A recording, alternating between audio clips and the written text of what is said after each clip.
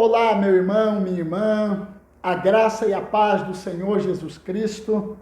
É muito bom estar aqui com você para mais uma vez meditarmos na palavra de Deus e que você seja edificado, se precisar, né? Que o Espírito Santo te exorte, te console e edifique.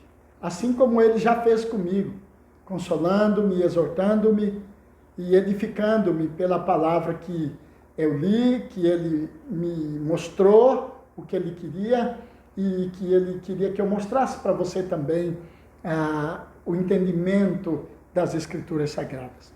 Vamos orar?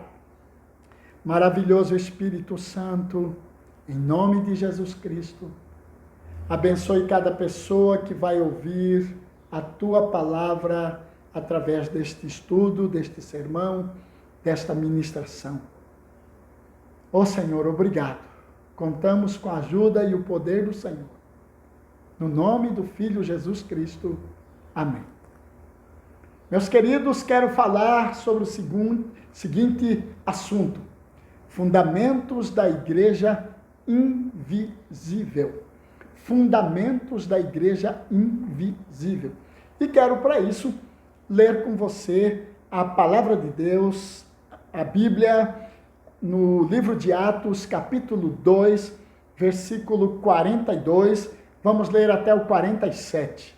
Atos 2, de 42 até 47. Diz assim a palavra de Deus: E perseveravam na doutrina dos apóstolos e na comunhão, no partir do pão e nas orações. Em cada alma havia temor, e muitos prodígios e sinais eram feitos por intermédio dos apóstolos. Todos os que creram estavam juntos e tinham tudo em comum. Vendiam as suas propriedades e bens, distribuindo o produto entre todos, à medida que alguém tinha necessidade. Diariamente perseveravam unânimes no templo, partiam o pão de casa em casa e tomavam as suas refeições com alegria e singeleza de coração, louvando a Deus e contando com a simpatia de todo o povo. Enquanto isso, acrescentava-lhes o Senhor dia a dia os que iam sendo salvos. Então, eu já falei com você que o nosso assunto é fundamentos da igreja invisível. A palavra fundamento se refere também a um alicerce, uma base de sustentação. A igreja fundada por Jesus Cristo está fundamentada nele mesmo, a pedra angular, a pedra que os construtores rejeitaram. Dele, por ele e com ele, os membros da igreja primitiva aprenderam que a sustentação do corpo de Cristo está fundamentado em três bases sólidas e imutáveis. Então é sobre isso que quero falar com você hoje. Fundamentos da igreja invisível. O primeiro fundamento que encontramos no texto bíblico lido é perseverança na doutrina. Você encontra isso no versículo 42. Perseverança na doutrina é o primeiro fundamento.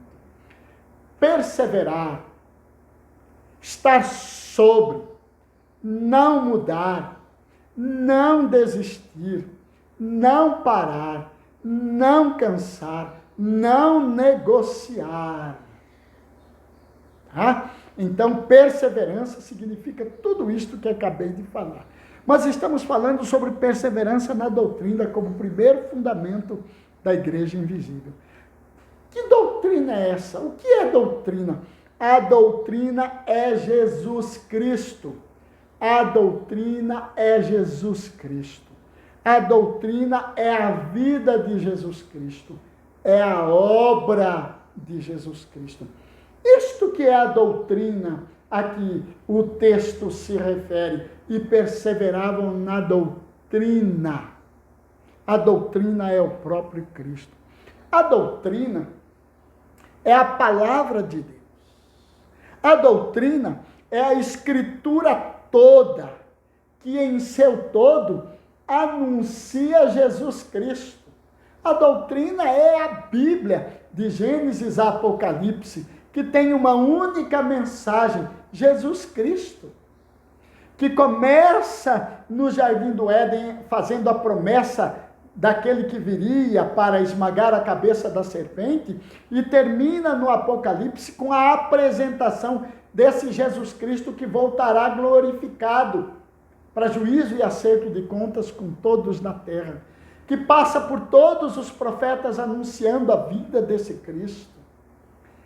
A doutrina é a Bíblia, e a Bíblia é Cristo, é o anúncio sobre Cristo, é a vinda de Cristo, é a vida de Cristo, é a morte do Cristo, é a ressurreição do Cristo, é a ida do Cristo para o seu lugar, é a volta do Cristo para o juízo final.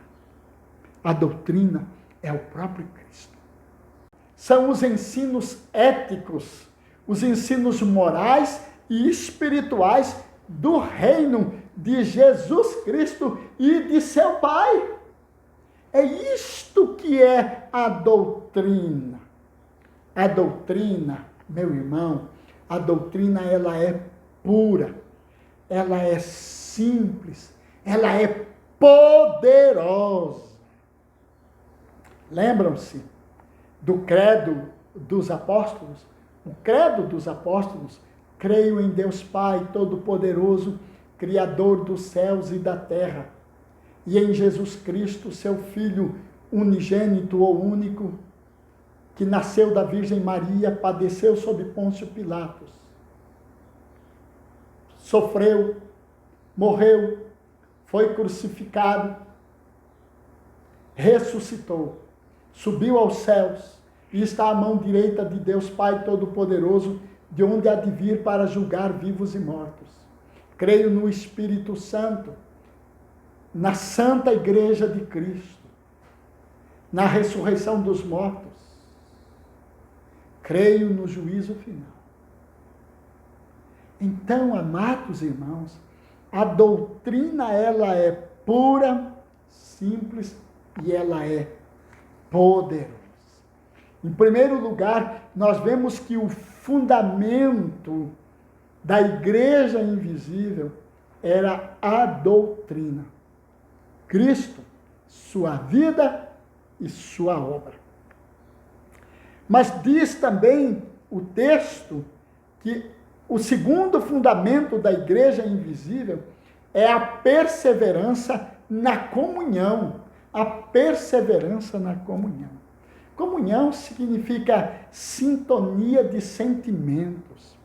Comunhão significa sintonia no modo de pensar, no modo de agir ou sentir. Comunhão significa identificação.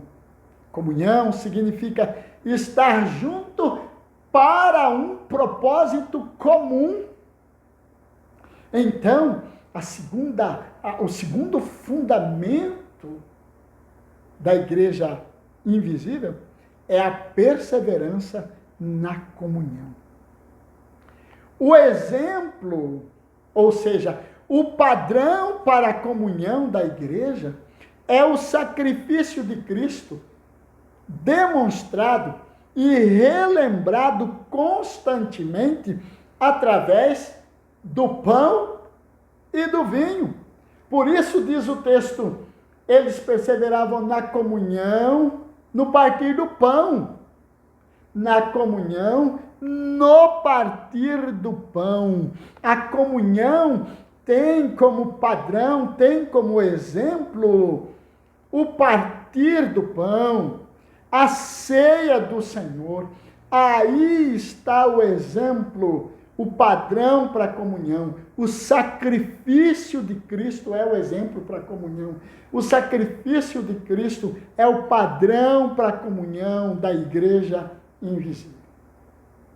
A base da verdadeira comunhão é crer em Jesus Cristo. No versículo 44, aqui de Atos capítulo 2, nós lemos: todos os que creram estavam juntos. Todos os que creram estavam juntos. A base da verdadeira comunhão é crer em Jesus Cristo.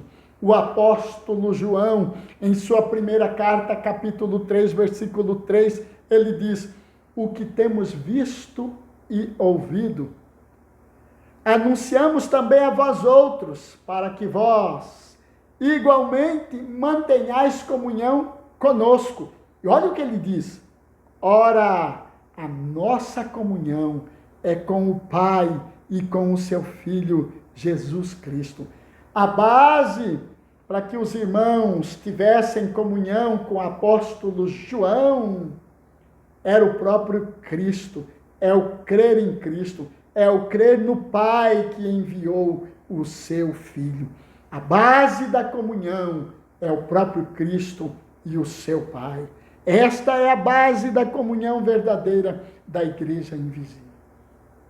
O cuidado, o amor pelos irmãos são as vigas de sustentação da comunhão. Então, na base da verdadeira comunhão, nós temos Cristo, né? Nós temos Cristo, nós temos o Pai como a base.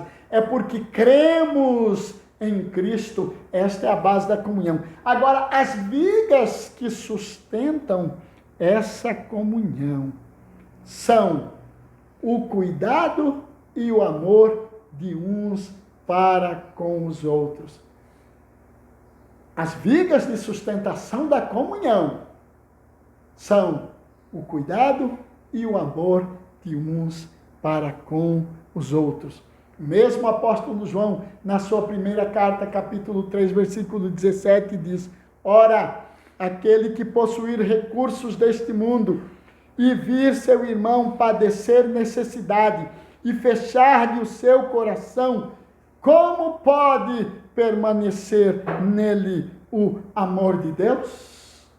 Então, queridos irmãos, o cuidado e o amor pelos irmãos são as vigas que sustentam essa comunhão que está baseada no crer em Cristo, no crer no Pai, em crer em Deus Pai, que enviou o seu Filho.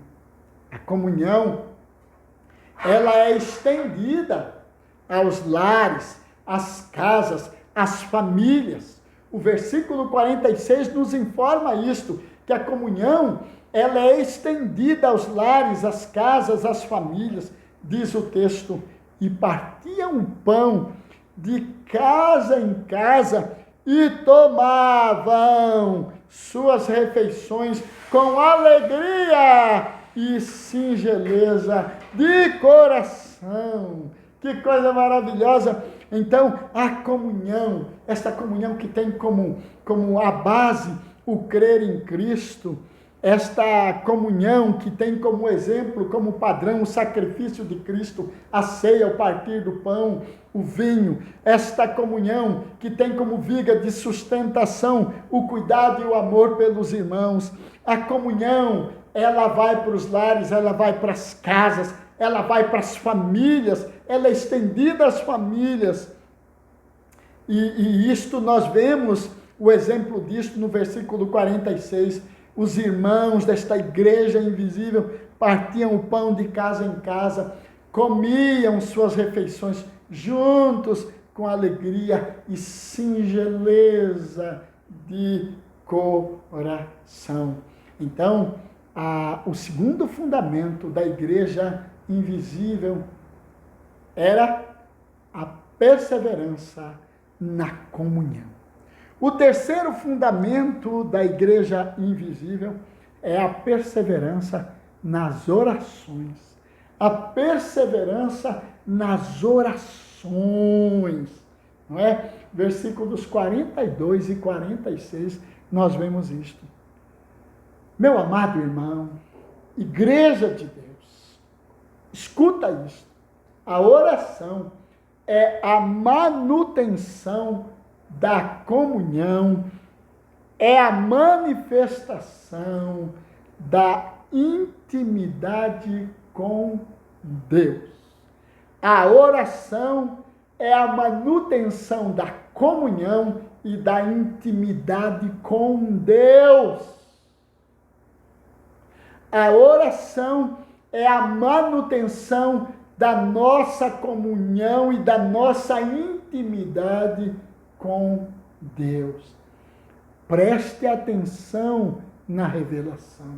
A oração é a manutenção da comunhão e da intimidade com Deus. Jesus Cristo é o maior exemplo de homem que orava. E ele orava por causa da necessidade que ele tinha de comunhão e de intimidade com seu Pai e seu Deus. Seu Deus e seu Pai, o Senhor. Jesus Cristo, o maior exemplo de homem que orava por causa da necessidade dele em manter comunhão e intimidade com seu Deus e seu Pai. Guarde isso. Guarde isso.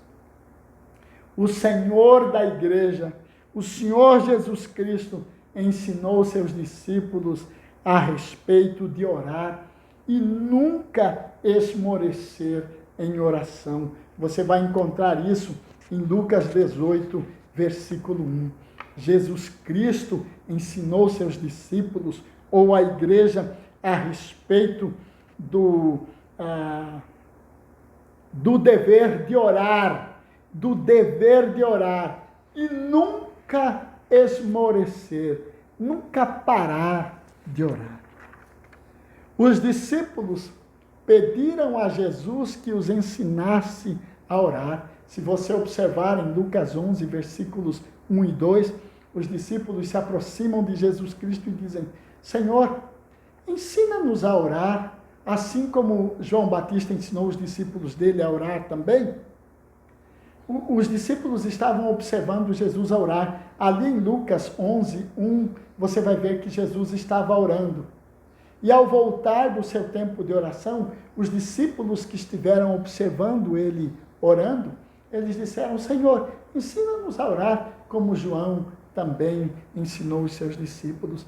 E no versículo 2 você encontra ali no versículo dizendo assim: e Jesus os ensinou a orar. Olha, Jesus ensinou os seus discípulos a orarem. Seus discípulos pediram e ele os ensinou a orar. O apóstolo Paulo, em 1 Tessalonicenses, capítulo 5, versículo 17, o apóstolo Paulo, na palavra de Deus, a palavra de Deus fala comigo e com você, dizendo assim: orai sem cessar. O apóstolo Judas, no versículo 20, diz: vós, porém, amados, edificando-vos na vossa fé santíssima, orando no Espírito Santo. Olha o que Judas está ensinando aqui, o apóstolo Judas está ensinando aqui na sua carta, no versículo 20. Lembre-se, Judas só tem um capítulo, por isso que eu estou dizendo Judas 20. Judas, ali no versículo 20, o apóstolo diz: vós, porém, amados, edificando-vos na vossa fé santíssima, orando no Espírito Santo. Então, a palavra de Deus nos ensina a orar. O Senhor Jesus nos ensinou o dever de orar sempre, nunca esmorecer. Ensinou isso aos seus discípulos, que é ensinado a nós também. Amados irmãos, a oração é um fundamento da igreja invisível, porque também a oração move a mão de Deus. Opa, pastor, o que o senhor está falando? A oração move a mão de Deus? Sim, a oração move a mão de Deus. Preste atenção, eu vou ler um texto bíblico para você, que está lá em Tiago, capítulo 5, do versículo 16 até o versículo 18. Olha o que diz a Bíblia na carta de Tiago, capítulo 5, de 16 a 18. Muito pode, por sua eficácia, a oração do justo. Elias era homem semelhante a nós, igualzinho a nós, sujeito aos mesmos sentimentos, sujeito às mesmas paixões, as mesmas falhas que nós. E orou com instância para que não chovesse sobre a terra. E por 3 anos e 6 meses não choveu. Ora, Deus estabeleceu um ciclo natural para a chuva cair na época dela. Mas Elias orou com instância, pedindo a Deus que não derramasse chuva. Ele moveu a mão de Deus. E por 3 anos e 6 meses, Deus moveu a chuva e não deixou a chuva cair naquela região. Está pensando que o texto terminou aí? Diz o texto, e orou de novo. E o céu deu chuva, e a terra fez germinar os seus frutos. E orou de novo. E o céu deu chuva. Elias, um homem como você e eu, orou com instância para que não chovesse. E por 3 anos e 6 meses não choveu. Deus moveu a sua mão. E orou de novo, pedindo que agora chovesse, depois de 3 anos e 6 meses. E Deus trouxe a chuva de volta. A oração move a mão de Deus. Então nós vimos neste texto de Atos, capítulo 2, do versículo 42 até o versículo 47, nós vimos os fundamentos da igreja invisível, que são perseverança na doutrina, perseverança na comunhão e perseverança na oração. Como resultado, a igreja que assim viveu, fundamentada na doutrina, Cristo Jesus, sua vida, seus ensinos e sua obra, que perseverou na comunhão, no cuidado e no amor uns com os outros, com base no sacrifício de Jesus Cristo, que perseverou em oração, porque aprendeu que Jesus orava e Jesus ensinou a orar. Uma igreja que viveu assim, teve como resultado muitos milagres, prodígios que eram realizados pelas mãos dos apóstolos, dos irmãos. Prodígios e milagres que Deus fazia no meio da igreja. Tiveram como resultado o fato de que Deus acrescentava, o Senhor acrescentava dia a dia os que iam sendo salvos. Deus dava, Deus colocava, Deus trazia para o meio da igreja aqueles que iam sendo salvos. Meu querido irmão, você e eu, como discípulos de Jesus Cristo, somos desafiados a não nos desviarmos da doutrina, ou seja, Cristo Jesus, sua vida, sua obra e seus ensinos. As Escrituras Sagradas, de Gênesis a Apocalipse, que mostram Jesus Cristo, sua vida, sua obra e seus ensinos. Não nos desviarmos da pureza e da simplicidade devidas a Cristo, Jesus Cristo, sua vida e sua obra. Como discípulos de Jesus Cristo, você e eu somos desafiados a constantemente mantermos a comunhão com os irmãos, cuidando uns dos outros, amando uns aos outros, perdoando uns aos outros.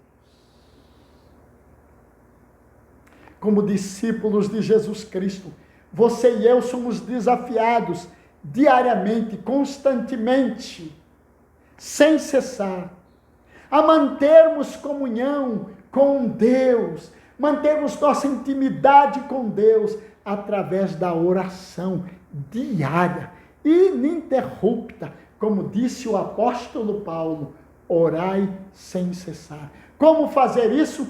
Judas disse, com a ajuda do Espírito Santo, orando no Espírito Santo. Judas, versículo 20. Este é o ensino de Deus a você e a mim através deste texto. Vamos orar? Senhor Jesus Cristo, muito obrigado por tua palavra santa e maravilhosa. Obrigado pelo ensino, ó Espírito Santo do Senhor, sobre as nossas vidas. Nós oramos que o nome de Jesus Cristo seja glorificado, hoje e sempre. Amém. Deus te abençoe e que o amor de Deus, nosso Pai, a graça maravilhosa de Jesus Cristo, a comunhão e as consolações maravilhosas do Espírito Santo estejam sobre você, sobre a sua família, sobre o seu lar, sobre toda a igreja, aqui e por toda a face da terra, hoje e sempre. Amém.